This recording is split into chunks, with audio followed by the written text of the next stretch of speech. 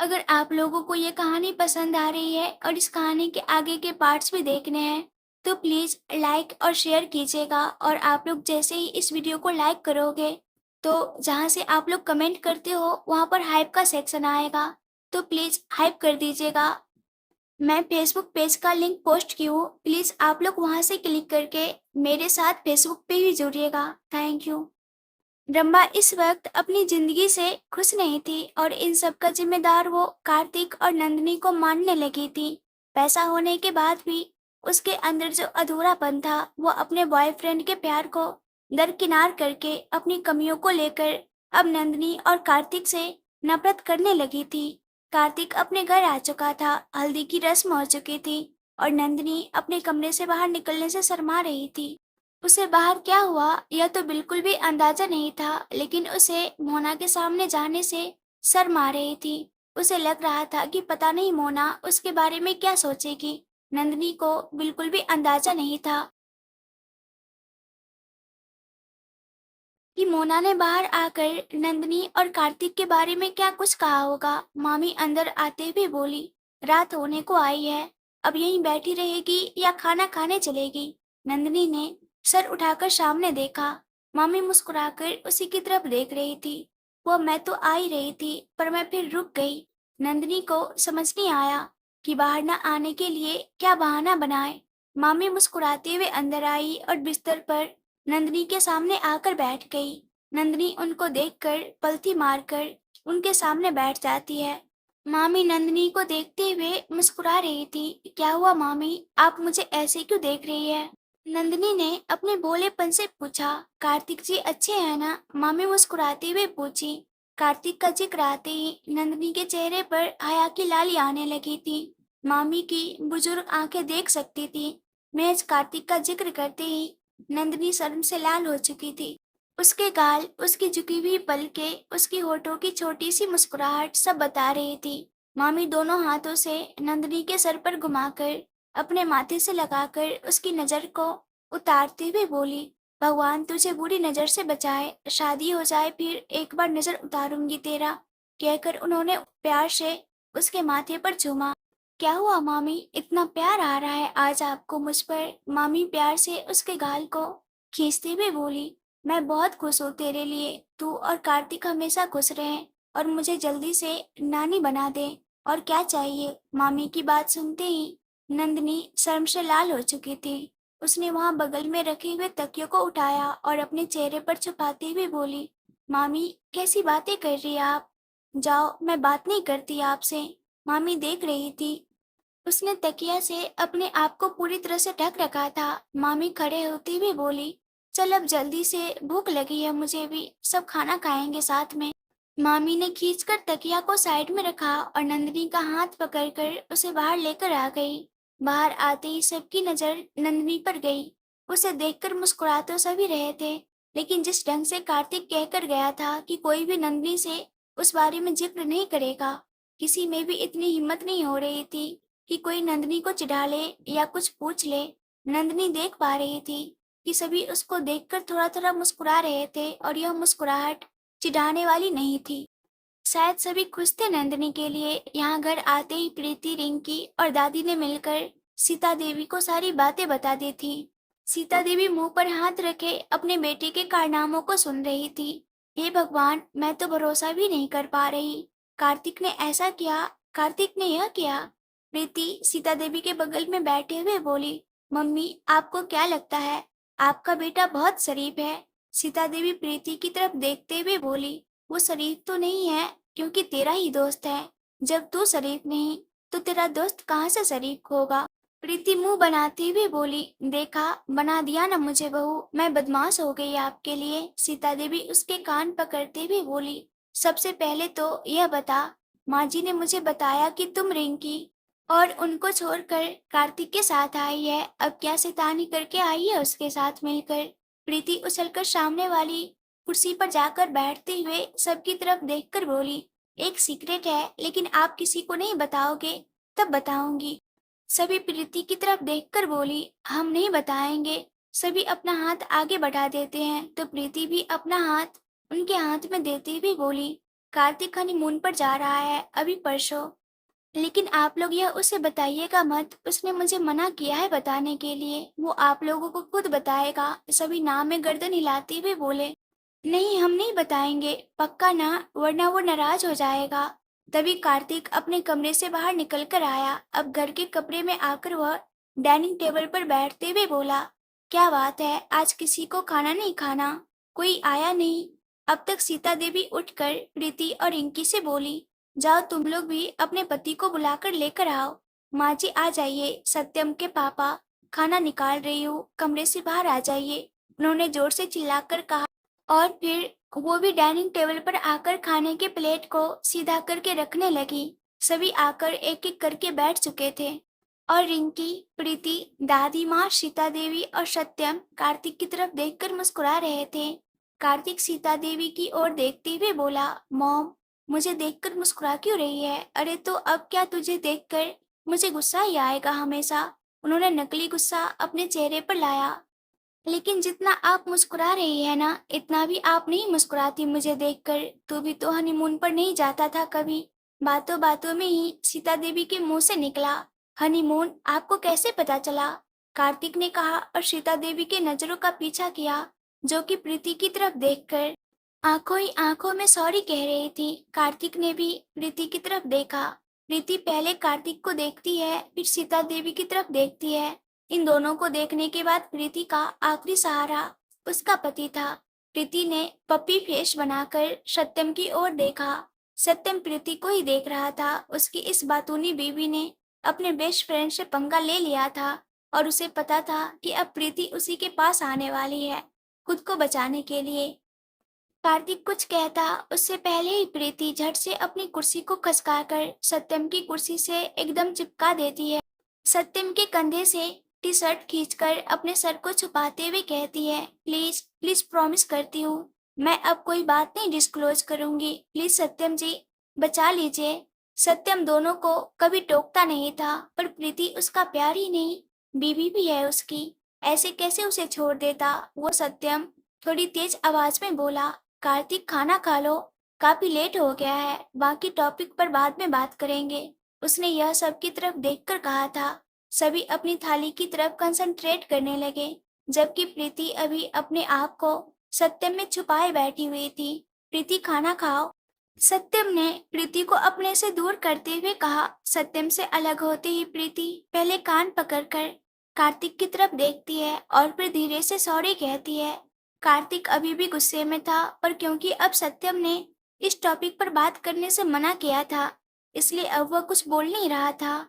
अभी ऑफिस में बैठा कार्तिक इस वक्त नंदिनी के बारे में सोच रहा था। अपने मोबाइल की स्क्रीन पर इस वक्त नंदिनी की फोटो को देखते हुए उसे नंदिनी की भोली भाली और बच्चों जैसी हरकतें याद आ रही थी। कुछ सोचकर उसने नंदिनी को कॉल लगाया। दूसरी तरफ नंदिनी अपने बिस्तर पर बैठे मोबाइल में कार्तिक के पिक्चर्स को देख रही थी, जबकि पूरे घर वाले इस वक्त अपने लिए मेहंदी के अलग अलग डिजाइन को पसंद कर रहे थे। अर्पित उछलकर उसके बगल में बैठते हुए बोला, तो मोटू, यह तू क्या देख रही है? जैसे ही अर्पित उसके बगल में आया, कार्तिक की फोटो पर अर्पित की नजर पड़ी। नंदिनी हड़बड़ाते हुए मोबाइल की स्क्रीन को बंद करती है और अर्पित की तरफ देखते हुए बोली, क्या तू कहीं पर बंदर की तरह उछलकर आ जाता है? अर्पित नंदिनी की तरफ देखते हुए बोला, मैं बंदर की तरह उछलकर आ जाता हूँ, या तुम पागल की तरह मोबाइल में फोटो देखकर मुस्कुराती रहती हो? अर्पित ने इतनी जोर से बोला था कि आसपास में बैठे लोग अब नंदिनी की तरफ देखने लगे थे। अर्पित उन सब की तरफ देखते हुए बोला, आपको पता है, यह मोटू अभी कार्तिक जीजा की फोटो देखकर मुस्कुरा रही थी। नंदिनी ने देखा, सब उसी की तरफ देखकर हंस रहे थे। नंदिनी ने अपने बगल में पड़े हुए तकिए को उठाया और अर्पित को मारते हुए बोली, तुझे कुछ हजम नहीं होता ना अपने पेट में? तू बेवकूफ पागल बंदर। अर्पित अपने आप को ना बचाने की कोशिश कर रहा था और ना ही विरोध कर रहा था और चुपचाप बिस्तर पर नंदिनी के हाथों तकिए से मार खाए जा रहा था। और पूरे घर वाले उन दोनों भाई बहन की नौटंकी पर हंसते जा रहे थे। इन दोनों की इसी मस्ती के बीच कार्तिक का फोन आया। अर्पित नंदिनी के फोन को देखते हुए बोला, यह लो, आ गया फिर से फोन। मतलब गजब हो यार तुम दोनों, यहाँ तुमने याद किया नहीं, कि बंदा फोन हाथ में लेकर बैठा था कॉल करने के लिए। अर्पित उठकर बैठा और अपने कपड़े को ठीक करते हुए नंदिनी के हाथ से फोन छीन लिया। हेलो, अर्पित बोलता है। किसी लड़के की आवाज नंदिनी के फोन से आते ही कार्तिक मानो जैसे अपने फोन की स्क्रीन को घूरने लगा था। उसने गुस्से से बोला, नंदिनी कहाँ है? अर्पित ने बोला, जीजा जी जरा इस नाचीज साले साहब से भी तो बात कर लीजिए, कहकर अर्पित मुस्कुराया। अब जाकर कार्तिक ने अर्पित की आवाज को पहचाना और उसे थोड़ा अच्छा लगा, लेकिन फिर भी उसके अंदर गुस्सा था। वह अपनी नंदिनी की आवाज सुनना चाहता था और कहाँ उसे इस अर्पित की आवाज सुनाई पड़ रही थी। नंदिनी को फोन देना, उससे बात करनी है, कार्तिक बोला। सॉरी जीजाजी, नंदिनी तो अभी बिजी है, आप मुझे मैसेज दे दीजिए। मैं दे दूंगा। कार्तिक उसे क्या ही मैसेज देता, उसे तो कुछ प्यार भरी बातें करनी थी नंदिनी से। वह अर्पित से क्या ही बात करता। नहीं, कोई मैसेज नहीं था, बस यूं ही बात करना चाहता था उससे। नंदिनी झट से अपना फोन छीनते हुए बोली, अर्पित के बच्चे, मैं इतनी भी बिजी नहीं कि मैं बात नहीं कर सकती, कहकर नंदिनी ने अपने कान पर फोन लगाया। अर्पित फिर उसके कान के पास चिल्लाते हुए बोला, जीजा जी आपको बहुत याद कर रही है नंदिनी, हो सके तो शाम को आ जाइएगा। अरे बंदर, तू जाना यहाँ से, क्यों डिस्टर्ब कर रहा है? नंदिनी बिस्तर पर बैठी और अपने गोद में तकिया रख लिया। अर्पित भी गया नहीं था, वह बेड के पास खड़े होकर नंदिनी को देखकर मुस्कुरा रहा था। नंदिनी अब उसके सामने क्या ही बात करे, वह शर्म से गड़ी जा रही थी। वह अपने फोन को अपने कान पर लगाए धीरे से बोली, हेलो, कैसी हो जान? मैं ठीक हूँ, आप कैसे हैं? बस जैसा तुम्हारे बगैर हो सकता हूँ वैसा ही हो। नंदिनी मुस्कुरा दी। शाम को आ जाओ, कार्तिक ने रिक्वेस्ट की। नहीं, आप क्या करेंगे, मेहंदी की रस्म होने वाली है, सभी औरतें रहेंगी मेहंदी लगाने के लिए।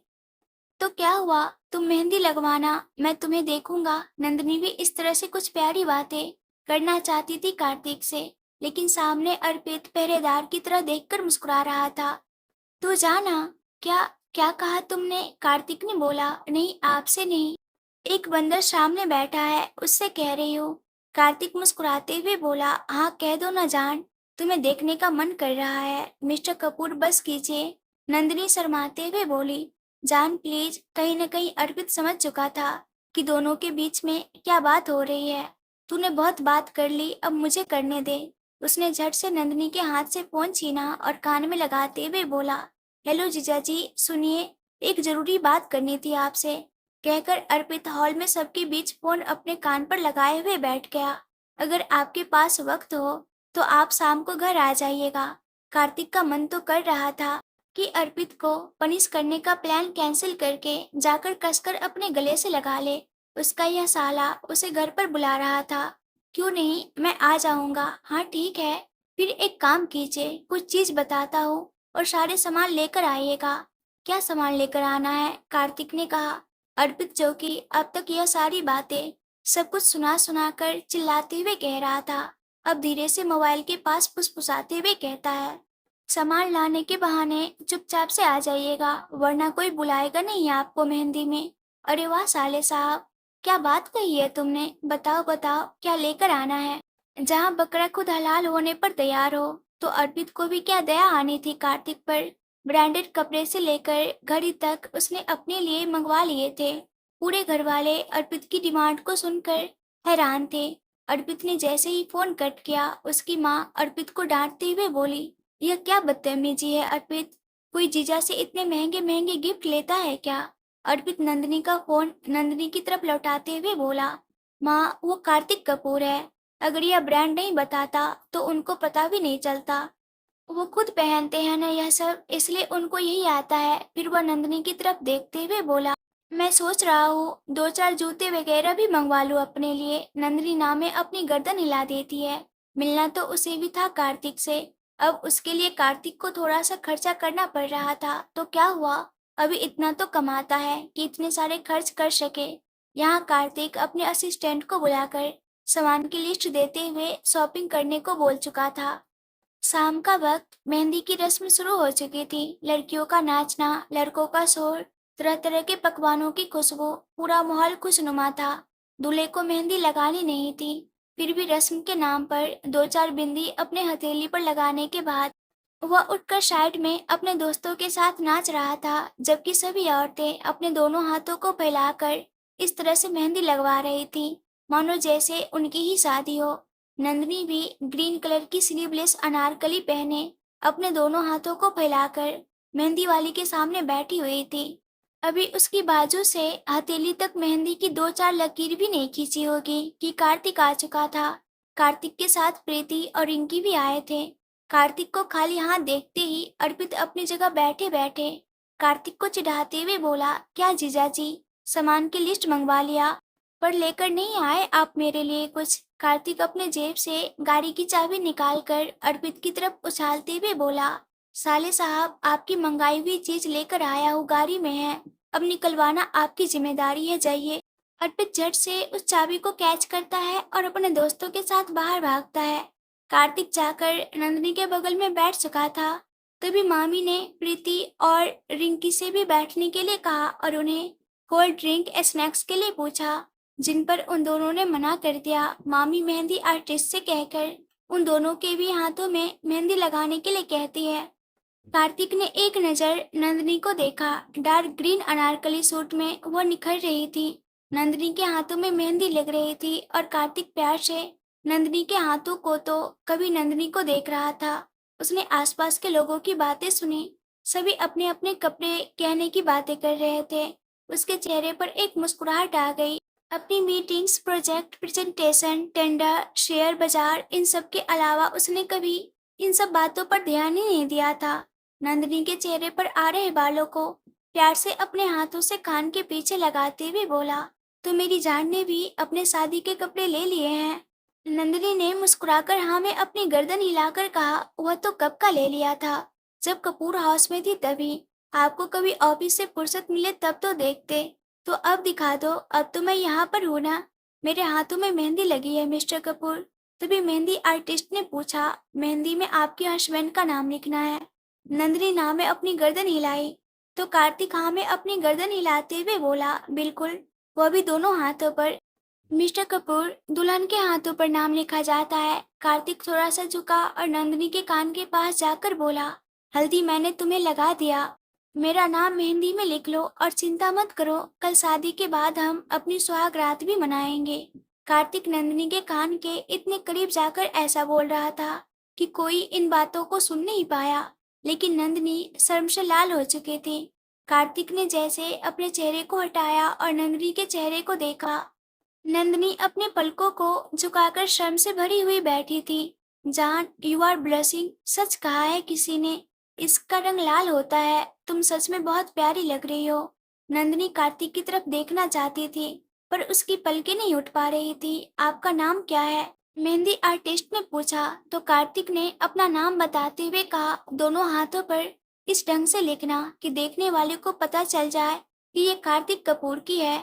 मेहंदी आर्टिस्ट मुस्कुराकर कार्तिक का नाम नंदिनी की हथेली से लेकर कलाई तक खूबसूरती से भरकर लिख देती है और उसके चारों तरफ डिजाइन्स बना देती है। नंदिनी की मेहंदी लग चुकी थी। तभी अर्पित कार्तिक से बोला, जीजा जी, हम सभी यंगस्टर आज लेट नाइट तक जागने वाले हैं, बस यूं ही धमाल मस्ती करेंगे, आप भी रुक जाइए। कार्तिक को तो अर्पित पर इतना प्यार आ रहा था कि वह उसका फेवरेट साला बन गया था। वह अर्पित की ओर मुस्कुराते हुए बोला, क्यों नहीं? नंदिनी ने नजर उठाया और कार्तिक की तरफ देखकर बोली, लेट नाइट तक क्यों, आपको कल काम पर जाना होगा। कार्तिक ने अपने हाथ नंदिनी के पीछे से ले गया। उसके पेट पर हाथ रखकर धीरे से चिमटी काटते हुए बोला, लेट नाइट विद माई जान। जान, आज तुम्हें लगता है कि तुम मुझे यहाँ से भगा पाओगी? नंदिनी कार्तिक के हाथों को अपने पेट पर महसूस करते हुए चीख उठी। मिस्टर कपूर, वह फुसफुसाते हुए बोली। उसकी गर्दन झुकी हुई थी और एक तरफ से बाल उसके चेहरे को ढक रहे थे। कार्तिक एक नजर चारों तरफ देखता है और जब उसने देखा कि कोई उसकी तरफ नहीं देख रहा है, तो जल्दी से नंदिनी के गालों पर किस करने के बाद बोला, डे बाय डे तुम ब्यूटीफुल होती जा रही हो, क्योंकि बच्चे सीता देवी को अकेले परेशान कर देते। रिंकी और प्रीति ड्राइवर के साथ जा चुकी थी। कार्तिक नंदिनी के कमरे में बैठा नंदिनी के सूटकेस को खोलकर उन कपड़ों को देख रहा था जो नंदिनी कल पहनने वाली थी। वाइन कलर के उस लहंगे को उसने पूरे बेड पर फैलाकर रखा था। उस स्लीवलेस छोटी सी चोली, उसके ऊपर नेट का दुपट्टा था। वो नंदिनी को इस कपड़े में इमेजिन कर रहा था। वो कुछ सोचता है, फिर वह नंदिनी की तरफ देखते हुए बोला, इसमें कोई शक नहीं है कि तुम इन कपड़ों में गॉर्जियस लगोगी, बट तुम्हें नहीं लगता यह दुपट्टा कुछ ज्यादा ट्रांसपेरेंट है? मिस्टर कपूर, यह फैशन है। यस आई नो, देखा है मैंने लोगों को इस तरह के कपड़े पहने हुए।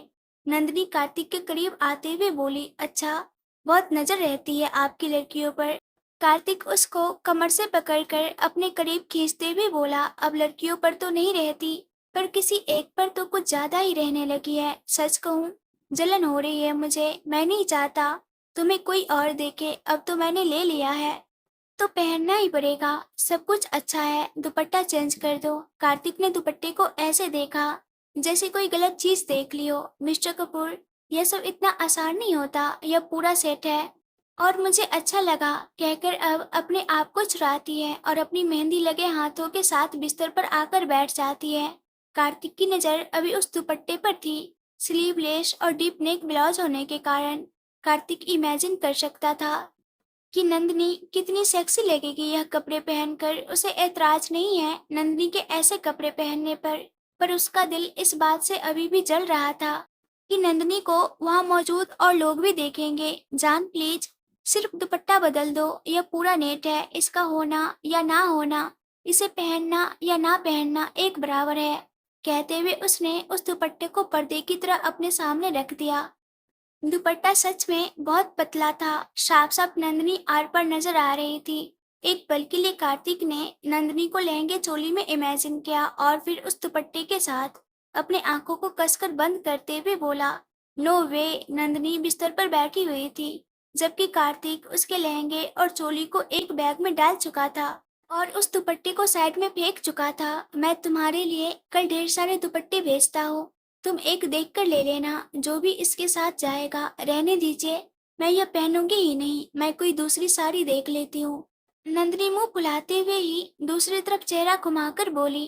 कार्तिक खुश होते हुए बोला, फैंटास्टिक, मैं पहना दूंगा। नंदिनी, जो कि गुस्से में थी, पलटकर कार्तिक की तरफ देखती है, जो कि इस बात से खूब खुश हो गया था कि अब उसे फिर से नंदिनी को साड़ी पहनानी है।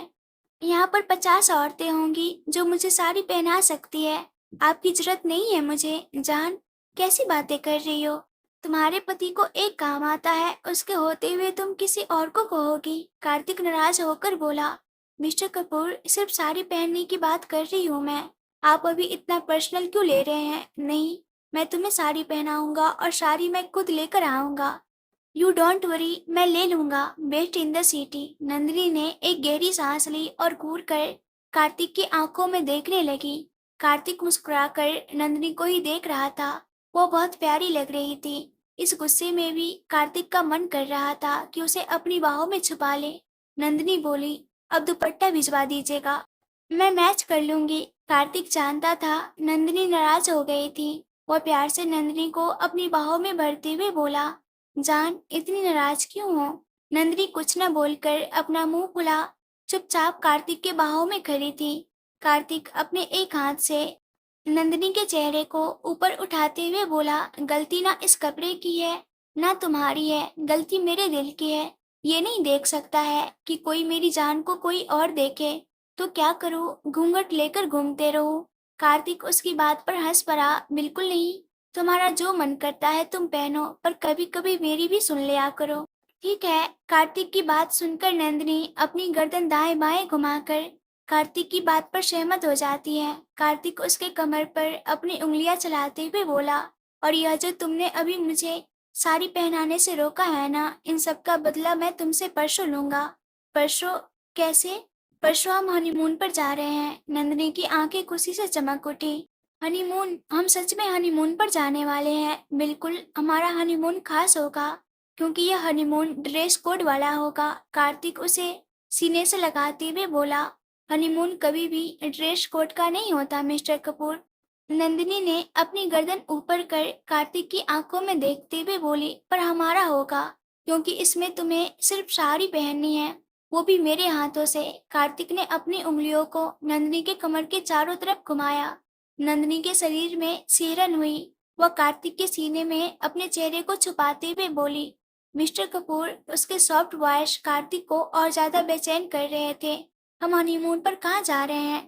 कुछ पल खामोश रहने के बाद नंदिनी यूं ही कार्तिक के सीने में अपने चेहरे को छुपाते हुए बोली। सरप्राइज है तुम्हारे लिए। मेरा आइडिया कैसा लगा? नंदिनी ने अपनी गर्दन ऊपर की और प्यार से कार्तिक की आंखों में देखते हुए बोली। बहुत रोमांटिक। और सच कहूं एक बात आपसे? वह एकदम धीरे से बोली। हाँ बिल्कुल, जो मन में है तुम्हारे बोल दो। कार्तिक प्यार से उसके चेहरे को अपने हाथों में भरते हुए बोला। मैं कभी साड़ी पहनना सीखूंगी ही नहीं, कभी नहीं। और यह क्यों भला? ताकि पूरी जिंदगी आप मुझे अपने हाथों से साड़ी पहना सको। कहकर नंदिनी अपनी बातों से खुद ही शर्मा गई और कार्तिक के सीने पर अपना सर रखकर अपनी आंखों को बंद कर लिया। कुछ पल के लिए न कार्तिक ने कुछ कहा न नंदिनी ने। दोनों बस एक दूसरे को अपने पास महसूस कर रहे थे। इश्क हो गया है तुमसे। कार्तिक की बात से नंदिनी ने कार्तिक को और जोर से पकड़ लिया। तभी बाहर से आवाज आई। खाना बन गया है, खाने के लिए आ जाइए जीजाजी। ये अर्पित था। तुम्हारा यह भाई मुझे बहुत अच्छा लगा। नंदिनी को छोड़कर नंदिनी का हाथ पकड़े कार्तिक बाहर की तरफ आया। मेरा हाथ तो छोड़ दीजिए। नंदिनी ने अपना हाथ खींचा और अपनी मेहंदी को देखने लगी। कार्तिक उसको खींचकर उसके कंधे पर हाथ रखकर कार्तिक बाहर आते हुए बोला। Don't you dare do this again. Mister Kapoor, कहते हुए नंदिनी ने अपने कंधे को थोड़ा सा हिलाकर कार्तिक के हाथों को अपने कंधे से हटाया और आगे चली गई। कार्तिक जोर से चिल्लाया, जान रुको। नंदिनी ने पलटकर पीछे की तरफ देखा। वह आगे आया और फिर नंदिनी के कंधे पर हाथ रखते हुए बोला। आई डोंट लाइक दिस, दोबारा ऐसा मत करना। नंदिनी ने कार्तिक की आंखों में देखा। एक अजीब सा जुनून था उसकी आंखों में। वह सिर्फ हाँ में अपनी गर्दन हिला पाई। उसे मना करने की हिम्मत तो उसके अंदर अभी थी ही नहीं। डाइनिंग रूम की तरफ खाना खाने के लिए हर कोई आ चुका था। सभी एक एक करके अपनी थाली लिए खाना खाने के लिए बैठ चुके थे। तभी नंदिनी को देखकर कार्तिक ने कहा, जान, तुम्हारे हाथ में मेहंदी लगी है, तुम कैसे खाओगी? वह फिर अर्पित की ओर देखकर बोला। अर्पित, नंदिनी का खाना मेरे थाली में ही निकाल देना, मैं खुद से खिला दूंगा। कहते हुए कार्तिक अपनी जगह से उठ गया और नंदिनी के पास जाकर बैठ गया। मिस्टर कपूर, मैं बाद में खा लूंगी। मेहंदी सूख गई है, थोड़ी देर में हाथ धो लूंगी। कोई जरूरत नहीं है तुम्हें अपने हाथ धोने की। 10 मिनट के काम है, 10 मिनट के लिए क्यों मेहंदी को खराब कर रही हो? खुद उसके सामने कुर्सी खींचकर बैठ गया। मिस्टर कपूर, सब हमें देख रहे हैं तो उनसे भी कहो अपने अपने हस्बैंड को बुला ले खिलाने के लिए। मैं तो अपनी जान को खिलाऊंगा ना, मैं उन्हें नहीं खिला सकता। नंदिनी चिढ़कर अपने मेहंदी लगे हुए हाथों से कार्तिक के बाजू पर मारते हुए बोली। आप कुछ भी बोलते हैं, मैं आपको खिलाने के लिए नहीं कह रही थी। अच्छा नहीं लगता? मैं कह रही हूँ कि तुम्हें मेरे हाथों से खाना अच्छा नहीं लगेगा। कार्तिक खाने का निवाला बनाते हुए बोला। आई डोंट केयर कि कौन हमें देखता है और कौन नहीं। चलो जल्दी मुंह खोलो। नंदिनी समझ गई थी कार्तिक अब एक भी नहीं सुनने वाला। उसने अपना मुंह खोला। कार्तिक भी खा रहा था और उसे भी खिला रहा था। नंदिनी शर्माकर खाते हुए अपने चारों तरफ देख रही थी। तभी उसे अपने पापा नजर आए जो बाहर से अंदर आए थे।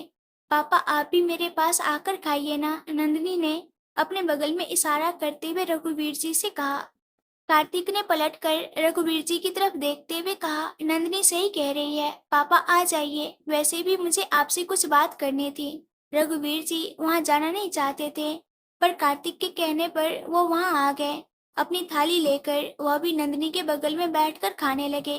कार्तिक खुद भी खा रहा था, नंदिनी को भी खिला रहा था और उसने रघुवीर जी से अपने और नंदिनी के बाहर जाने की बात भी बता दी। खाना हो जाने के बाद सभी कुर्सियों को साइड में कर दिया गया और नीचे जमीन पर मोटे मोटे गद्दे बिछा दिए गए। सभी घेरा बनाकर बैठ गए। कार्तिक नंदिनी के बगल में बैठा हुआ था। हंसी मजाक, गाना, ट्रूथ एंड डेयर, अन्य सभी खेल रात के लगभग 2 बज गए थे। नंदिनी की आंखें भारी होने लगी थी। सब जहाँ एक तरफ गेम खेल रहे थे, वही नंदिनी कार्तिक के कंधे पर सर रखकर सोई हुई थी और कार्तिक इसी बात से बहुत खुश था कि आज उसकी जान उसके पास थी। तकरीबन 2 बजे कार्तिक नंदिनी को अपनी गोद में उठाकर उसके कमरे में लेटा देता है। नेहा भाभी चुपके से अपने मोबाइल से उन दोनों की तस्वीर ले रही थी। कार्तिक ने प्यार से नंदिनी को सुलाकर उसके माथे को चूमकर ब्लैंकेट डालते हुए वह कमरे से बाहर निकल आया। अगले दिन सुबह उसने अमर से कहलाकर नंदिनी के लिए बहुत सारे दुपट्टे भिजवा दिए थे और नंदिनी उसमें से एक दुपट्टा पसंद भी कर लिया था। बारात निकल चुकी थी। नंदिनी अपने उस वाइन कलर के लहंगे में बहुत खूबसूरत लग रही थी। पिंक कलर का दुपट्टा जो कि कार्तिक ने ही भिजवाया था उसके लहंगे के साथ बहुत अच्छा मैच कर रहा था। कपड़ा मोटा होने के कारण, डीप नेक और स्लीवलेस होने के कारण भी कार्तिक को कोई तकलीफ नहीं थी। नाचते गाते बारात के साथ नंदिनी भी जा रही थी। साइड से नंदिनी के साथ साथ कार्तिक भी चल रहा था। हाँ, वह नंदिनी की तरह बेशक नाच नहीं रहा था, लेकिन वह एक पल के लिए भी नंदिनी से अलग नहीं हो रहा था। बारात हॉल तक पहुंच चुकी थी। दुल्हन के रिश्तेदार इस वक्त दूल्हे का परीक्षण कर रहे थे, जबकि कार्तिक नंदिनी का हाथ पकड़े अभी एक साइड में खड़ा रस्म होते देख रहा था। कुछ ही देर बाद शादी की रस्में शुरू हो जाती है। सभी अपने आप में ही मसरूफ थे, कोई खाना खाने में तो कोई शादी देखने में तो कोई एक दूसरे को देखने में। तभी एक पीच कलर की साड़ी पहने रंभा अपने बॉयफ्रेंड के साथ एंटर करती है। चेहरे पर एक सातिर मुस्कान थी, शायद कुछ सोचकर आई थी। वह अंदर आती उसने अपनी नजर चारों तरफ घुमाई। उसने एक कोने में कार्तिक को नंदिनी को खिलाते हुए देखा। नंदिनी खा रही थी और कार्तिक उसके लिए प्लेट पकड़कर खड़ा था। क्या बात है? ब्रह्मा अपने बॉयफ्रेंड को उस तरफ इशारा करते हुए बोली। मुझे याद नहीं होगा कि इस आदमी ने कभी मेरे साथ बैठकर खाना भी खाया हो, लेकिन ये दूसरी बीवी के लिए थाली पकड़कर खड़ा है। रंभा, वो अपनी जिंदगी जी रहे हैं, तुम अपनी जिंदगी जियो। क्या जरूरत है तुम्हें उसके साथ अपने आप को कंपेयर करने की? तुम्हारे पास भी तो सब कुछ है ना। ऐसे कैसे छोड़ दूं? उसे क्या लगता है उसे मैं खुश रहने दूंगी? कभी नहीं। कहते हुए वह अपने बॉयफ्रेंड की तरफ देखती है, जो कि लगभग चिढ़ चुका था रंभा की बातों से। वह खुद भी नहीं जानता था कि रंभा क्यों कार्तिक के पीछे पड़ी हुई है, जबकि उसे छोड़ने का फैसला भी उसका अपना ही था। कार्तिक को एक फोन आता है। कार्तिक प्लेट नंदिनी के हाथों में देते हुए बोला, नंदिनी, मैं कॉल अटेंड करके आता हूँ, तुम यही रहना, ठीक है? और अपना फोन लेकर थोड़ा सा अलग चला गया। नंदिनी पानी पूरी खाते हुए इधर उधर देख रही थी। तभी एक छोटी बच्ची आकर बोली, आपको आपके हस्बैंड ने इस हॉल की छत पर बुलाया है। कहाँ पर? नंदिनी ने कहा। लड़की ऊपर की तरफ इशारा करते हुए बोली, उन्होंने वहां आने के लिए कहा है आपको। नंदिनी झट से पानी पूरी की प्लेट वहां रखती है और वेडिंग हॉल के सीढ़ियों की तरफ बढ़ जाती है। नंदिनी यह सोच रही थी कि शायद कार्तिक, जो कि कल सुबह हनीमून पर जाने का प्लान कर रहा था, उससे जुड़ा हुआ कुछ बताने के लिए, या फिर हो सकता है कि कार्तिक इस भीड़ से अलग उसके साथ कुछ टाइम बिताना चाहता हो, इसलिए वहां पर बुला रहा हो। वो सीढ़ी के पास पहुंची ही थी कि रघुवीर जी से टकराई। अरे नंदिनी, संभाल के बेटा, गिर जाओगे। रघुवीर जी ने कहा, नहीं पापा, मैं बस ऊपर जा रही थी। ऊपर क्यों? शादी यहाँ हो रही है, तुमने खाया कुछ? पापा, आपको लगता है मैं शादी में आऊंगी और मेरा मुंह बंद रहेगा? नंदिनी आंखों में चमक लाते हुए कहती है, मैं जानता हूँ तुम शादी में खाना खाने ही तो जाती हो। कहकर उन्होंने भी प्यार से नंदिनी के सर पर हाथ फेरा। नंदिनी अपने पापा को साइड हक करते हुए बोली, मैं ऊपर से आती हूँ, मिस्टर कपूर मेरा इंतजार कर रहे हैं, उन्हें कुछ काम है। बिना रघुवीर जी के जवाब का इंतजार किए वह छत पर चली गई। यही रघुवीर जी नंदिनी को इस तरह दौड़ते हुए सीढ़ी पर चढ़ते देखा, थोड़ा चिंता करने लगे थे। जब उन्होंने देखा कि पूरी तरह से ऊपर जा चुकी है, तो अभी ना में अपनी गर्दन हिलाकर मुस्कुराते हुए आगे बढ़ गए। मिस्टर कपूर, मैं आ गई। नंदिनी छत पर जाते ही बोलती है। छत पर बहुत सारा सामान रखा हुआ था, शायद शादी के लिए स्टोर रूम की तरह से यूज किया जा रहा था। बड़े बड़े पतीले और बॉक्स के बीच से होते हुए नंदिनी छत के बीचों बीच पहुंच चुकी थी। मिस्टर कपूर, कहाँ हैं आप? लेकिन कहीं से कोई आवाज नहीं आ रही थी। नंदिनी कम से कम यह जानती थी कि कार्तिक कुछ भी कर ले, लेकिन इस तरह से यहाँ उसे अकेला तो बिल्कुल नहीं छोड़ सकता, और इस तरह वह उसे डराएगा भी नहीं। जरूर उस बच्चे ने मुझे बेवकूफ बनाया होगा, अभी जाकर उसके कान खींचती हूँ। कहकर वह जैसे ही जाने के लिए पलटी, उसे आवाज सुनाई दी, मिस्टर कपूर तो नहीं है, पर एक्स मिसेज कपूर जरूर है यहाँ पर।